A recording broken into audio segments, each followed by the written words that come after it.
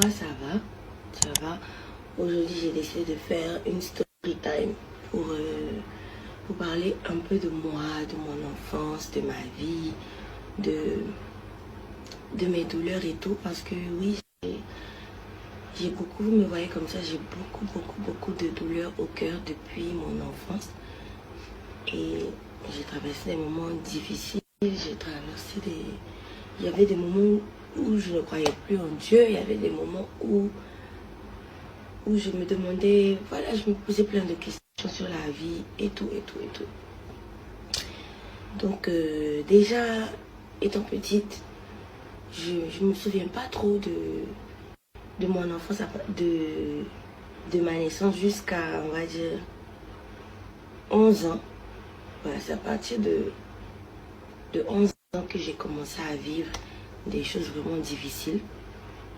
Mais avant tout, il faut dire que je vivais avec ma grand-mère quand j'étais au CM2, au CE2, pardon. Quand j'étais au CE2, et ma grand-mère, comme je vous ai dit, elle est toute ma vie, elle est une partie de moi. Voilà, c'est elle qui m'a tout appris. Ma mère aussi m'a appris beaucoup de choses. Mais j'étais vraiment très attachée à ma grand-mère et tout. Et bon, il faut dire aussi que mon papa n'était pas vraiment présent dans ma vie, à part au CE2 où justement je vivais chez lui avec ma grand-mère.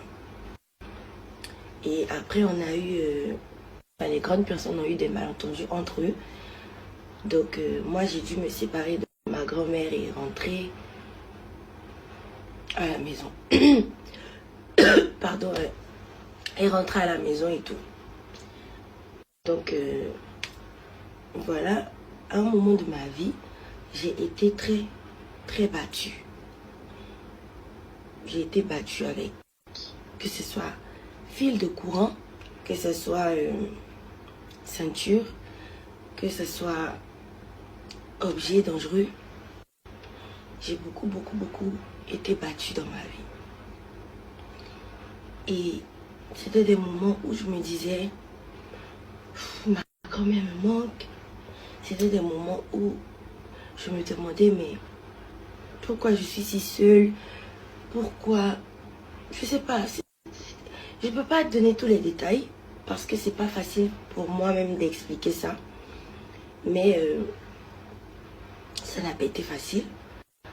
Je partais à l'école avec des traces comme ça, de fils de courant sur tout mon corps. Et mes amis à l'école se moquaient, ils disaient que c'est tatouage ou bien, tu vois, des trucs comme ça. Les gens riaient, les gens se moquaient. Des fois, une fois, on m'a frappé jusqu'à ma bouche, ma lèvre inférieure est descendue comme ça. Et on me dit, va à l'école. Je suis à l'école avec ma bouche. Ça veut dire, tu dis un mot de plus là. Frapper, on va te faire là. Donc, je partais à l'école comme ça. Je subissais beaucoup d'injustices, beaucoup de moqueries et tout ça. Et il faut dire que j'étais une petite fille très triste.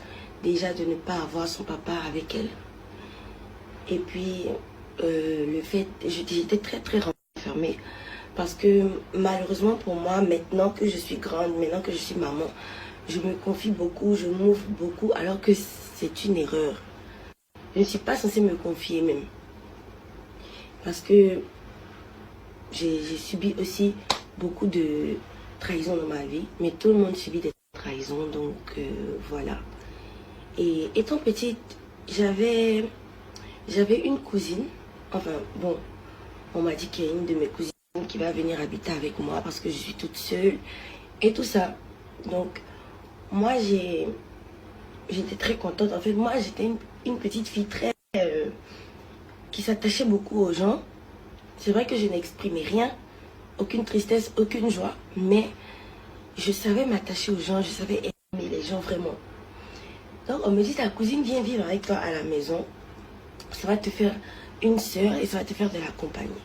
Et il faut dire que nous, les enfants uniques, on a beaucoup de douleurs dans le cœur. j'ai compris que ce sont les enfants uniques qui vivent comme ça, qui ont envie d'avoir beaucoup d'amis, beaucoup de frères et sœurs. On a été beaucoup trahis. Mon frère et moi, on était beaucoup trahis. On a eu beaucoup de déceptions. On a eu des amis qui étaient tout le temps là, qui à un moment n'étaient plus là. On a eu vraiment à peu près la même vie. Voilà. Et donc, comme je disais, ma cousine était censée venir vivre à la maison. Et elle est venue. Quand elle est venue, elle a vu que... Mais cette fille-là... Mais en fait, bon, on l'insulte tous les jours. On la frappe tous les jours. Pour un rien. Quoi qu'elle fasse, quoi qu'elle n'ait pas fait. Chaud. Il suffit de mentir sur elle et on lui fait du tort et on la frappe. Donc moi j'ai accueilli la fille. Bon, la plupart de mes amis me connaissent. Accueillir les gens, c'est mon travail. Voilà. Donc j'ai accueilli ma cousine avec amour. Je lui ai montré ma chambre, on dormait ensemble, on faisait tout ensemble. Mais elle a commencé à voir que vraiment, moi j'étais une petite fille très triste, très renfermée, qu'on frappait à tout bout de champ pour tout et pour rien. Donc qu'est-ce que la fille a fait? Elle commence à inventer des choses sur moi. Ou bien par exemple, elle me faisait du chantage. Elle casse par exemple une ampoule de la maison. Et puis elle met ça sur moi. Ou bien elle me dit, donne-moi ton plat, ou bien donne-moi tel truc. Sinon, quand un moment vient, je lui dis que c'est toi qui as cassé. Je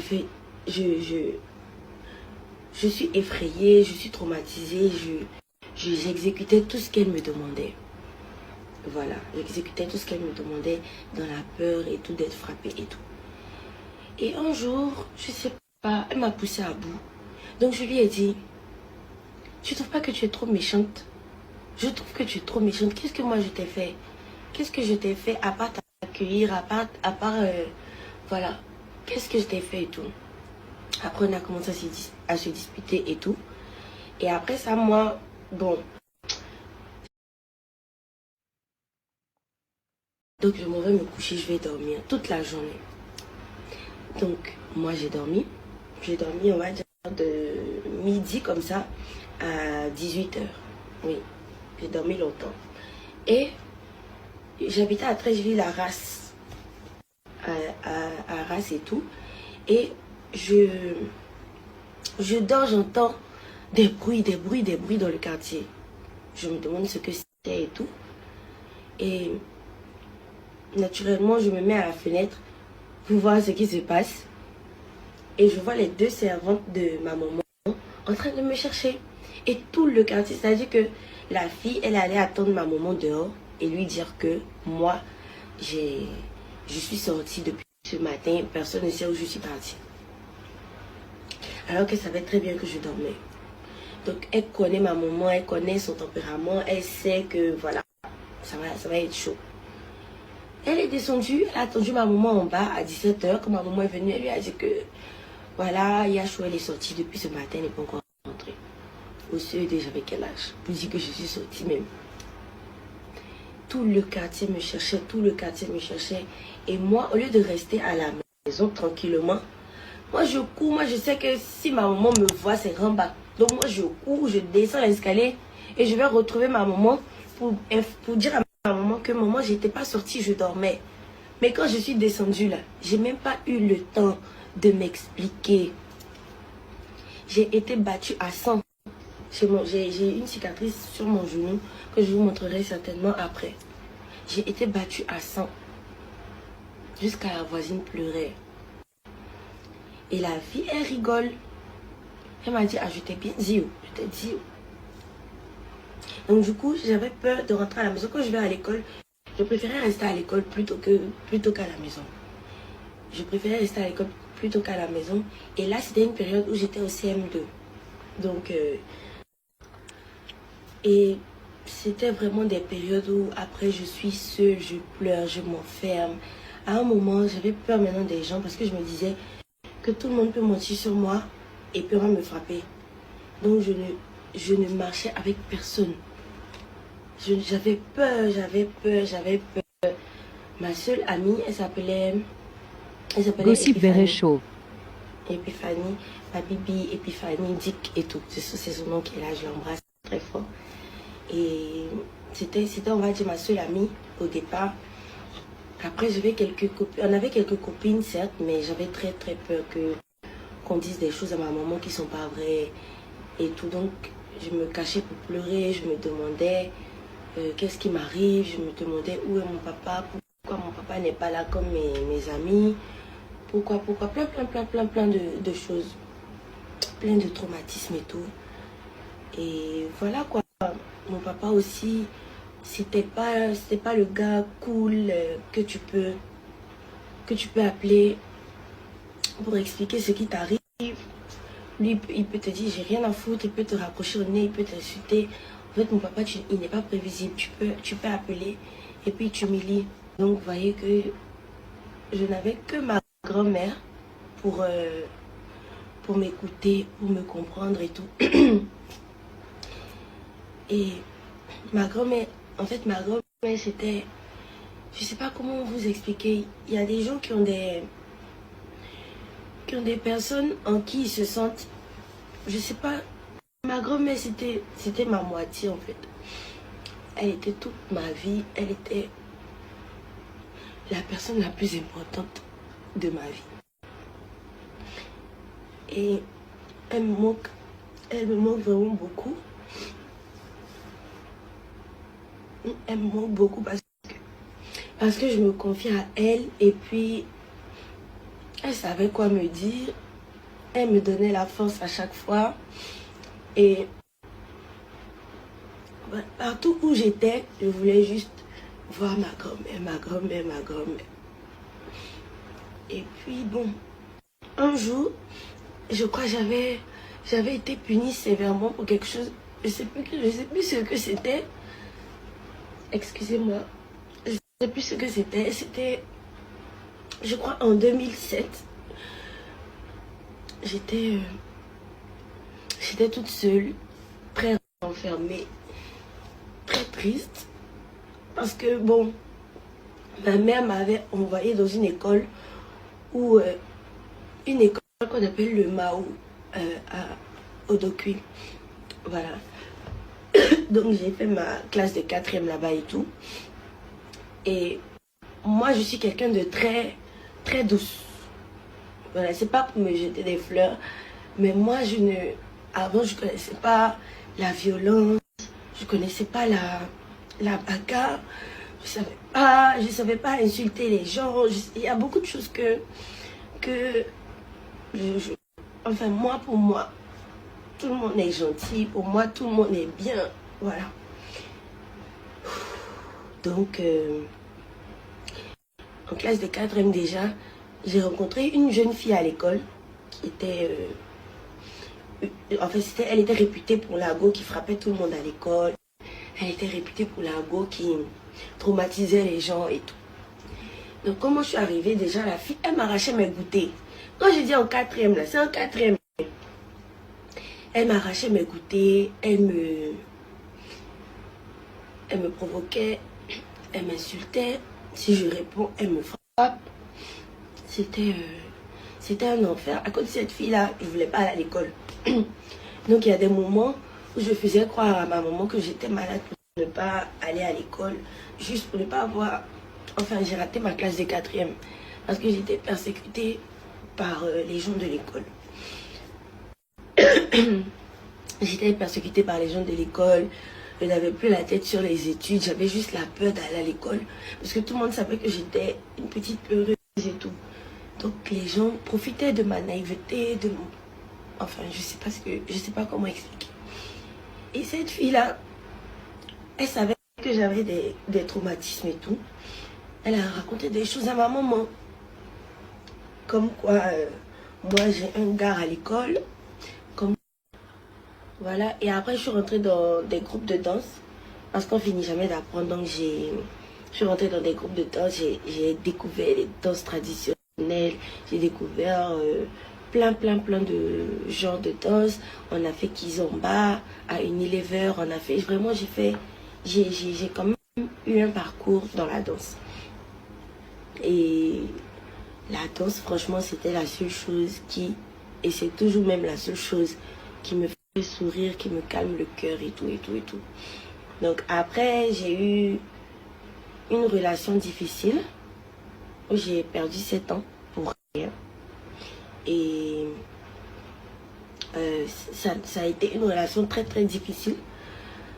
Mais j'ai gardé les bons moments et puis j'ai sauté. J'ai quitté la relation pour respirer, pour reprendre ma vie en main et tout, et tout, et tout. Après, le reste, j'ai pas vraiment envie d'en parler parce que j'ai pas envie de pleurer. Mais franchement, j'ai pas... Vous avez remarqué que j'ai beaucoup d'amis. Parce que les gens font attention à leurs amis et tout. Mais moi, j'ai vraiment beaucoup d'amis. Et moi, je m'en fous. Moi, tant que tu m'as pas trahi, je suis avec toi. Donc, moi, j'ai encore même beaucoup d'amis. Tout le monde me dit, même ma soeur Rita, elle me dit que tu as trop d'amis. Tu as trop d'amis, bébé. Faut pas, ils vont te faire du mal. Oh. Eh, faut pas, ils vont te faire ça. Oh. De toute façon, tu crois à tout le monde. Ce n'est pas bien. Je dis, non, celle-là, on se connaît depuis tant. Quand elle me dit, je dis, non, tu ne peux pas comprendre. Vous voyez, je justifie toujours. Mais après, je me cogne toujours la tête et tout. Mais, je sais pas, en amitié, mon défaut en amitié, on peut dire que je ne rends pas visite. Vraiment. Je ne rends pas vraiment visite. Pas parce que je ne veux pas ou parce que je me prends. Hein. Mais, je sais pas. La vie que j'ai n'est pas vraiment facile, n'est pas vraiment apaisante et tout. Il y a des moments où je m'enferme, je pleure. Aujourd'hui, comme ça, j'ai pleuré. J'ai pleuré jusqu'à... J'ai fait la sieste. Je viens de me réveiller. Je me suis réveillée il n'y a pas longtemps. Là, il est 22h. Je suis là, en train de penser à tous mes regrets, en train de penser à toute ma confiance que j'ai mis aux gens, en train de penser à mes choix de vie qui aujourd'hui m'empêchent d'être heureuse, de faire vraiment ce qui me rend heureuse et tout. J'ai beaucoup de... En tout cas, j'ai le cœur rempli de douleur. J'ai le cœur rempli de douleur. Et ma grand-mère, elle me manque énormément. Elle me manque énormément. Je dors avec son coussin même, mais ça ne peut pas la remplacer. Même son bonnet est là dans mon placard. Mais ça ne la remplace pas. Je sens juste son parfum. Je sens juste que elle est là. Je sens sa présence des fois. Des fois, je sens sa présence. Mais elle ne me parle pas. Tout ce que je vis, je ne peux pas en parler à quelqu'un si ce n'est pas à ma grand-mère. Je ne peux pas dire tout. Je peux me confier, mais je ne peux pas dire tout. Parce que ma grand-mère, elle gardait ce que je lui disais pour elle. Elle me conseillait, elle savait plus ou moins comment me parler, comment me calmer et tout. Et je me demande comment ma vie sera sans elle. Je me demande comment ma vie sera sans elle. Parce que depuis son départ, déjà j'avais appris de très très mauvaises nouvelles avant que ma grand-mère ne tombe dans le coma. Et j'ai fait 2 mois où j'étais très perturbée, où je faisais une dépression, où sur mon Snap, mes abonnés demandaient, mais tu as quoi? Pourquoi tu es devenue comme ça? Pourquoi tu te négliges? Pourquoi ci? Pourquoi ça? Il y avait vraiment... Je me demandais, mais pourquoi? Qu'est-ce que j'ai fait à Dieu pour toujours souffrir autant en fait?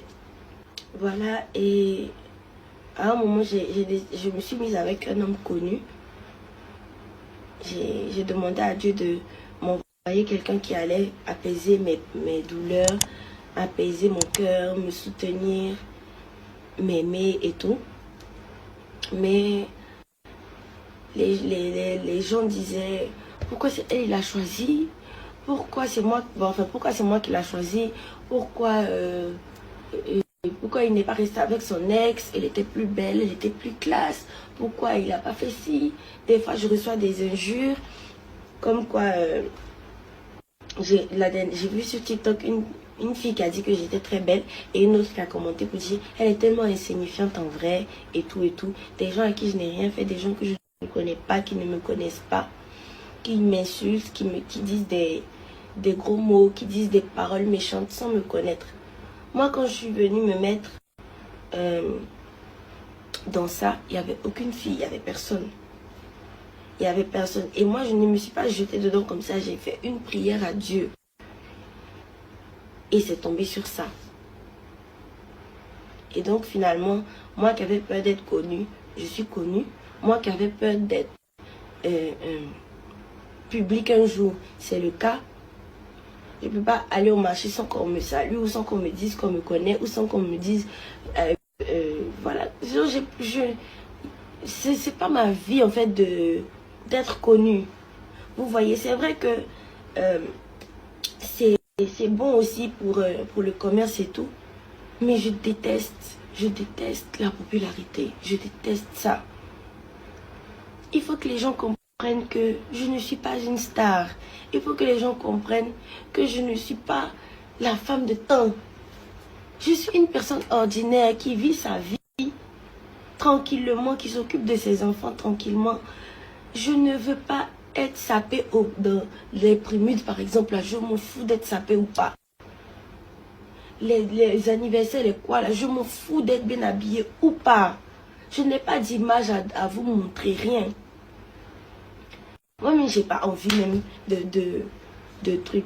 Quand je me fais belle, toutes les fois où je me fais belle, là, je le fais pour moi. Et pour moi-même.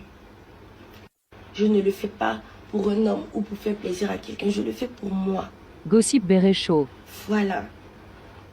Mais, depuis mon retour de voyage, Poupette m'a dit qu'elle ne veut plus me voir me négliger. Elle veut plus que je sois triste. Elle veut que je sois belle. On va organiser tel truc. J'ai dit d'accord, j'ai compris. Donc je fais un effort. Quand il y a une faille ou quand une vidéo ne lui plaît pas, elle m'envoie des messages pour me dire je ne veux pas que tu fasses telle vidéo. Parce que oui, elle a toujours été là pour moi avant même que je sois dans cette relation. Donc, quand vous voyez que je me fais belle, c'est pas pour une image en quelque sorte, c'est pour moi-même me faire plaisir. C'est tout. Mais je n'ai pas une vie facile. Comme on dit, le bonheur, c'est pas fait pour tout le monde. Il y en a qui sont très heureux, il y en a qui sont tristes, il y en a qui sont heureux à moitié. Chacun a sa vie. Donc moi, franchement, j'ai déjà des difficultés à vivre. Donc je ne veux pas qu'on me colle une étiquette de star ou bien une étiquette de quelqu'un. Je sais pas, je veux juste être dans mon coin.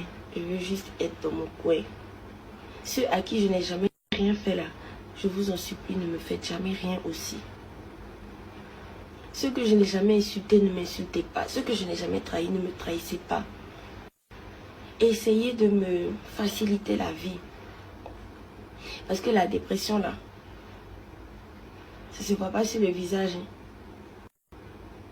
Et c'est difficile de se faire belle quand on est triste. C'est difficile de prendre soin de soi. J'ai une amie qui est venue ici, elle a vu mes perruques. Elle dit, mais tu vas vendre bien. Et puis tout ça là, tu portes pas. Mais tout ça là, parce que je m'en fous d'être belle. Je veux être heureuse d'abord dans mon cœur. Avant de parler de beauté. Donc si l'enfance est difficile, que le milieu de la vie est difficile, que la suite de la vie est compliquée, à quel moment moi je vais sourire, à quel moment moi, je sais pas. Bon, ça ma grand-mère même sourit même là, mais tous mes souris sont faux. Depuis le départ de ma grand-mère. Tous mes sourires sont faux. Et avant, dès que j'ai un petit truc, je cours, je vais à Trècheville. Ma grand-mère, dès qu'elle me voit, elle me serre la main. Comme vous avez l'habitude de voir les snaps, elle serrait toujours ma main. Et je lui disais ce qui ne va pas. Elle essuie mes larmes, elle me parle. Elle me parle, elle me parle, elle me parle. Je comprends tout ce qu'elle dit. Je rentre à la maison. J'ai la paix, j'ai la joie au cœur et tout et tout. Et le 10 novembre, j'ai dit à Rita, j'ai dit, allons, je te montre ma grand-mère. Elle m'a dit non, que je dois aller au travail. J'ai dit pardon, faut venir la voir au moins. Vu que tu comptes beaucoup pour moi, j'aimerais que ma grand-mère te connaisse. Elle a connu ma grand-mère, elle a beaucoup aimé. Ma grand-mère est tombée dans le coma 1 semaine ou 2 semaines après. Et étant petite, j'ai toujours eu peur du départ de ma grand-mère. J'ai toujours eu peur que ma grand-mère meure. Et c'est ce qui m'est arrivé en 2024. En tout cas, il y avait beaucoup de décès en 2024. Mais je ne savais pas que ma grand-mère allait en faire partie. Mais actuellement où je vous parle là, je me sens très seule. Je me sens très seule. Il y a beaucoup de gens qui disent m'aimer, mais en vrai là, ils ne sont pas là pour moi. Ils sont là pour le papa de mes enfants. Il y a des gens qui ont besoin de passer par moi pour avoir accès à lui. Il y a des gens qui ont besoin que je lui fasse des commissions. Il y a des gens qui ont besoin d'être gentils avec moi pour que le papa de mes enfants réalise leur projet. Il y a des gens qui sont là. En fait, les gens ne sont pas vraiment là. Les gens sont là pour ceux qui ont l'argent. Vous comprenez, non? Voilà. Donc là, ne pensez pas que si vous êtes proche de quelqu'un qui est riche, ne pensez pas que les gens vous aiment. Ils veulent juste avoir accès pour eux aussi débloquer leur vie. C'est tout. Donc je me sens vraiment seule. Je n'ai aucun soutien à part le soutien de ma soeur Rita Diesel qui est toujours avec moi. À part le soutien de quelques amis à moi. Le soutien de tonton Lamy que je salue. Je me sens très seule. Mais vraiment seule. Je commence à avoir peur des gens. Je commence à me demander si je me pose plein de questions. Et toutes mes questions là, c'est ma grand-mère qui avait des réponses à ça. Je pense que des fois, Dieu peut regarder des situations et puis dire que celle-là, sa grand-mère est tout pour elle. Donc, je ne vais pas prendre sa grand-mère. C'est comme ça que je pensais et tout. Mais,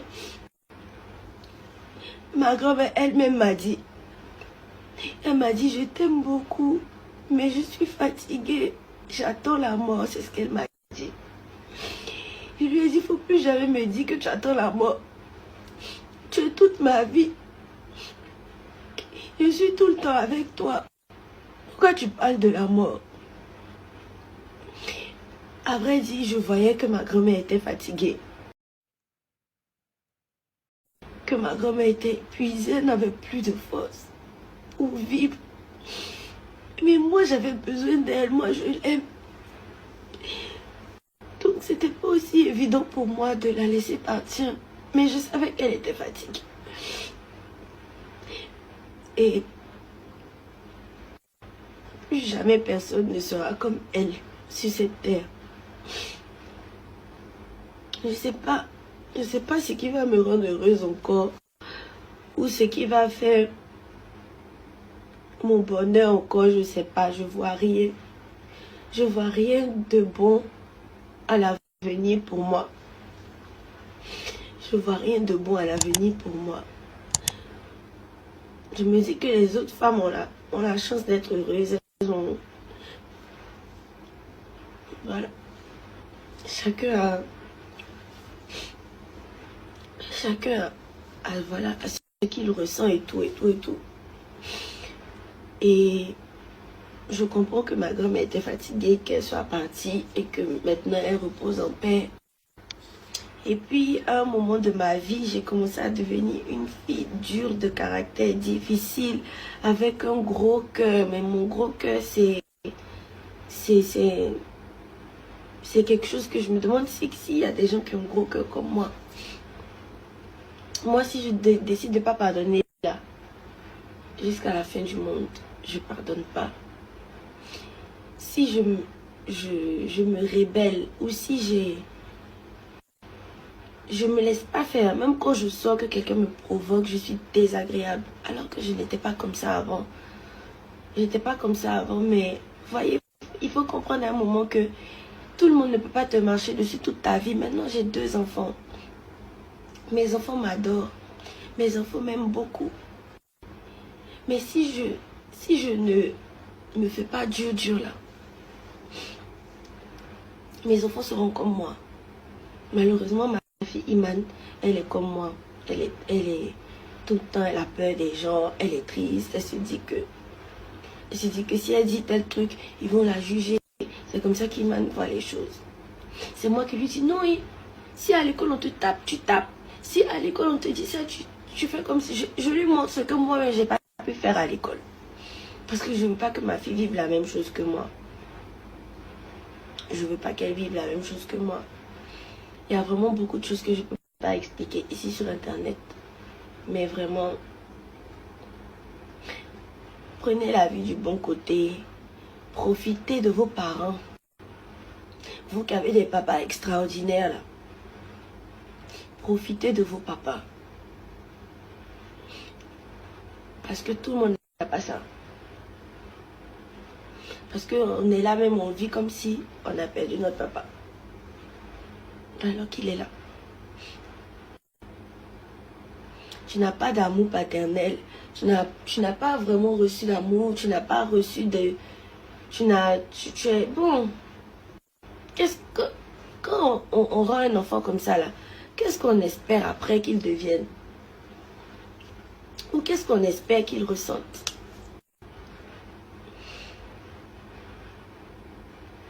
Voilà un peu, je n'ai pas donné tous les détails, mais ma cousine en question qui me faisait des faux coups, qui faisait comme me battre à chaque fois, je l'ai vue en 2020 au funérailles de ma grand-mère maternelle. Elle a osé me saluer. Elle a osé me saluer. Je l'ai carrément ignorée. Parce que oui, c'était, je ne sais pas en quelle année, mais moi, je n'oublie pas. Moi, quand on me fait du bien, je n'oublie pas.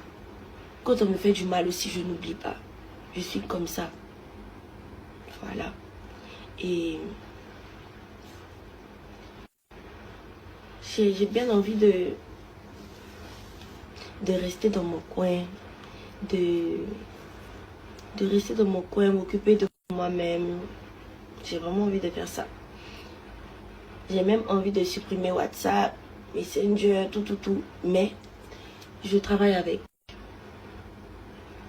Donc, pour mes différents commerces, je suis obligée d'avoir les réseaux sociaux. Sinon, en vrai, j'ai même pas envie d'avoir de réseaux sociaux. Donc, je fais comme je peux. J'ai quand même mon entreprise de savon. J'ai quand même mon entreprise de sandales. Mon entreprise de boubou. Mon entreprise bientôt de je ne sais pas ce que c'est, mais qui viendra bientôt. En tout cas, Dieu voit que je me bats. Dieu voit que je fais des efforts. Dieu voit que... Voilà. Je ne dis pas que je suis une personne parfaite. Je ne dis pas que je suis une personne bien. Je ne cherche même pas à prouver que je suis bien ou pas. Mais j'aimerais dire à toutes les personnes qui m'aiment beaucoup, qui me regardent, vos enfances là, si elles sont difficiles, enlevez ça dans vos cœurs. Les personnes qui vous rendent triste, même si ce sont vos parents, déposez-les. Parce que quelqu'un qui a mis son enfant au monde ne peut pas l'abandonner, ne peut pas le maltraiter, ne peut pas le détester. Donc, essayez de vivre avec ceux qui sont là. Si papa n'est pas là, aussi, il faut que je dise merci à Kevin, qui est mon grand frère, qui compte énormément pour moi. Lui aussi, il est une partie de ma vie. Lui, il m'a beaucoup protégé dans le showbiz, il m'a beaucoup soutenu, il m'a défendu, il m'a aidé. Franchement, qu'est-ce que Kevin n'a pas pas fait pour moi. En tout cas, Kevin, c'est un grand frère un peu dur, mais en même temps très adorable. Onyu, pareil. Onyu aussi, toujours prêt pour moi. Et vraiment, il y a certaines personnes pour qui j'ai pas de mots. Je vous aime énormément, tout simplement. J'espère vraiment que Dieu vous remplisse de bonheur et que tout se passe bien pour vous. C'est le plus important. Moi, de mon côté, j'essaie de suivre mes enfants comme je peux pour ne pas qu'ils soient comme moi. Parce que oui, les personnes méchantes, on les traite de méchantes, mais elles ont moins de problèmes. Les personnes compliquées à qui on n'a pas accès ont moins de problèmes. Les personnes qui refusent tout n'ont pas de problème d'ingratitude après ou de trahison parce que ils sont dans leur coin.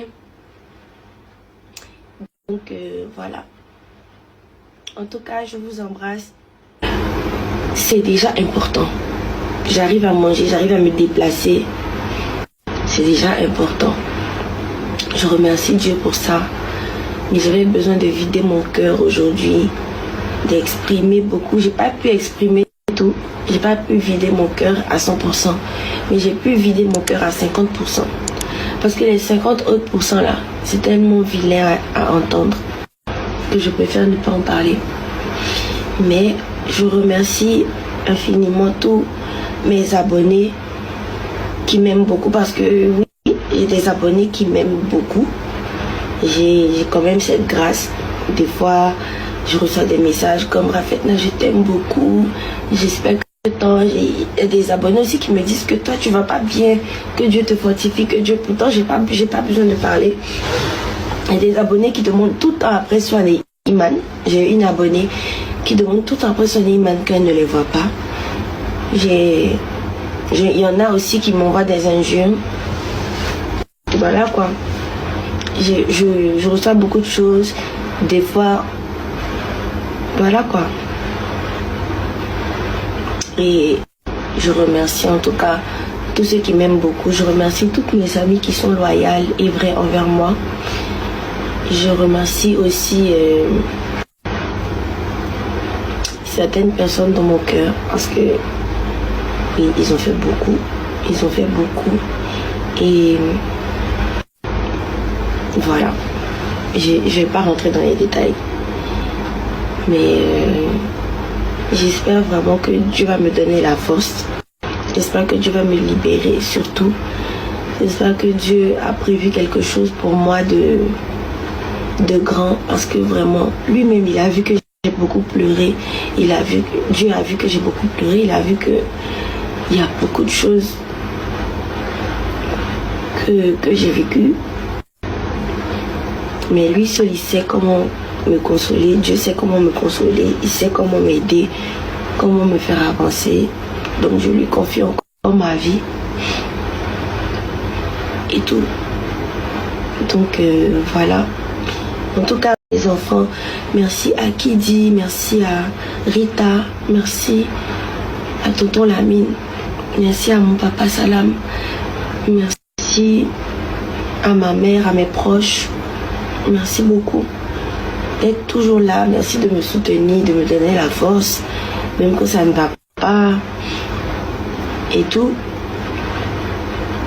Que Dieu vous garde et puis quand j'aurai la force, je ferai certainement d'autres story time pour exprimer plus de choses. Mais là, je me sens beaucoup mieux d'avoir pu pleurer, d'avoir pu exprimer mes peines en Côte d'Ivoire. Donc ça fait que voilà. Et à un moment je me suis mise avec un homme connu. J'ai demandé à Dieu de m'envoyer quelqu'un qui allait apaiser mes douleurs, apaiser mon cœur, me soutenir, m'aimer et tout. Mais les gens disaient pourquoi c'est elle qui l'a choisi, pourquoi c'est moi, pourquoi c'est moi qui l'a choisi, pourquoi il n'est pas resté avec son ex, elle était plus belle, elle était plus classe, pourquoi il n'a pas fait ci. Des fois je reçois des injures comme quoi J'ai vu sur TikTok une fille qui a dit que j'étais très belle et une autre qui a commenté pour dire elle est tellement insignifiante en vrai et tout et tout. Des gens à qui je n'ai rien fait, des gens que je ne connais pas, qui ne me connaissent pas, qui m'insultent, qui disent des gros mots, qui disent des paroles méchantes sans me connaître. Moi, quand je suis venue me mettre dans ça, il n'y avait aucune fille, il n'y avait personne. Il n'y avait personne. Et moi, je ne me suis pas jetée dedans comme ça. J'ai fait une prière à Dieu. Et c'est tombé sur ça. Et donc, finalement, moi qui avais peur d'être connue, je suis connue. Moi qui avais peur d'être publique un jour, c'est le cas. Je ne peux pas aller au marché sans qu'on me salue, ou sans qu'on me dise qu'on me connaît, ou sans qu'on me dise... voilà. C'est pas ma vie, en fait, d'être connue. Vous voyez, c'est vrai que c'est bon aussi pour le commerce et tout. Mais je déteste la popularité. Je déteste ça. Il faut que les gens comprennent que je ne suis pas une star. Il faut que les gens comprennent que je ne suis pas la femme de temps. Je suis une personne ordinaire qui vit sa vie tranquillement, qui s'occupe de ses enfants tranquillement. Je ne veux pas être sapée dans les primudes, par exemple. Là, je m'en fous d'être sapée ou pas. Les anniversaires, les quoi, là, je m'en fous d'être bien habillée ou pas. Je n'ai pas d'image à vous montrer, rien. Moi-même, j'ai pas envie même de trucs. Quand je me fais belle, toutes les fois où je me fais belle, là, je le fais pour moi. Et pour moi-même. Je ne le fais pas pour un homme ou pour faire plaisir à quelqu'un. Je le fais pour moi. Voilà. Mais, depuis mon retour de voyage, Poupette m'a dit qu'elle ne veut plus me voir me négliger. Elle veut plus que je sois triste. Elle veut que je sois belle. On va organiser tel truc. J'ai dit d'accord, j'ai compris. Donc je fais un effort. Quand il y a une faille ou quand une vidéo ne lui plaît pas, elle m'envoie des messages pour me dire je ne veux pas que tu fasses telle vidéo. Parce que oui, elle a toujours été là pour moi avant même que je sois dans cette relation. Donc, quand vous voyez que je me fais belle, c'est pas pour une image en quelque sorte, c'est pour moi-même me faire plaisir. C'est tout. Mais je n'ai pas une vie facile. Comme on dit, le bonheur, c'est pas fait pour tout le monde. Il y en a qui sont très heureux, il y en a qui sont tristes, il y en a qui sont heureux à moitié. Chacun a sa vie. Donc moi, franchement, j'ai déjà des difficultés à vivre. Donc je ne veux pas qu'on me colle une étiquette de star ou bien une étiquette de quelqu'un. Je sais pas, je veux juste être dans mon coin. Je veux juste être dans mon coin. Ceux à qui je n'ai jamais rien fait là, je vous en supplie, ne me faites jamais rien aussi. Ceux que je n'ai jamais insultés, ne m'insultez pas. Ceux que je n'ai jamais trahis, ne me trahissez pas. Essayez de me faciliter la vie. Parce que la dépression là, ça ne se voit pas sur le visage. Et c'est difficile de se faire belle quand on est triste. C'est difficile de prendre soin de soi. J'ai une amie qui est venue ici, elle a vu mes perruques. Elle dit, mais tu vas vendre bien. Et puis tout ça là, tu portes pas. Mais tout ça là, parce que je m'en fous d'être belle. Je veux être heureuse d'abord dans mon cœur. Avant de parler de beauté. Donc si l'enfance est difficile, que le milieu de la vie est difficile, que la suite de la vie est compliquée, à quel moment moi je vais sourire, à quel moment moi, je sais pas. Bon, ça ma grand-mère même sourit même là, mais tous mes souris sont faux. Depuis le départ de ma grand-mère. Faux. Et avant, dès que j'ai un petit truc, je cours, je vais à Trècheville. Ma grand-mère, dès qu'elle me voit, elle me serre la main. Comme vous avez l'habitude de voir les snaps, elle serrait toujours ma main. Et je lui disais ce qui ne va pas. Elle essuie mes larmes, elle me parle. Elle me parle, elle me parle, elle me parle. Je comprends tout ce qu'elle dit. Je rentre à la maison. J'ai la paix, j'ai la joie au cœur et tout et tout. Et le 10 novembre, j'ai dit à Rita, j'ai dit, allons, je te montre ma grand-mère. Elle m'a dit non, que je dois aller au travail. J'ai dit pardon, faut venir la voir au moins. Vu que tu comptes beaucoup pour moi, j'aimerais que ma grand-mère te connaisse. Elle a connu ma grand-mère, elle a beaucoup aimé. Ma grand-mère est tombée dans le coma 1 semaine ou 2 semaines après. Et étant petite, j'ai toujours eu peur du départ de ma grand-mère. J'ai toujours eu peur que ma grand-mère meure. Et c'est ce qui m'est arrivé en 2024. En tout cas, il y avait beaucoup de décès en 2024. Mais je ne savais pas que ma grand-mère allait en faire partie. Mais actuellement où je vous parle là, je me sens très seule. Je me sens très seule. Il y a beaucoup de gens qui disent m'aimer, mais en vrai là, ils ne sont pas là pour moi. Ils sont là pour le papa de mes enfants. Il y a des gens qui ont besoin de passer par moi pour avoir accès à lui. Il y a des gens qui ont besoin que je lui fasse des commissions. Il y a des gens qui ont besoin d'être gentils avec moi pour que le papa de mes enfants réalise leur projet. Il y a des gens qui sont là. En fait, les gens ne sont pas vraiment là. Les gens sont là pour ceux qui ont l'argent. Vous comprenez, non? Voilà. Donc là, ne pensez pas que si vous êtes proche de quelqu'un qui est riche, ne pensez pas que les gens vous aiment. Ils veulent juste avoir accès pour eux aussi débloquer leur vie. C'est tout. Donc je me sens vraiment seule. Je n'ai aucun soutien à part le soutien de ma soeur Rita Diesel qui est toujours avec moi. À part le soutien de quelques amis à moi. Le soutien de tonton Lamine que je salue. Je me sens très seule. Mais vraiment seule. Je commence à avoir peur des gens. Je commence à me demander si je me pose plein de questions. Et toutes mes questions là, c'est ma grand-mère qui avait des réponses à ça. Je pense que des fois, Dieu peut regarder des situations et puis dire que bon, celle-là, sa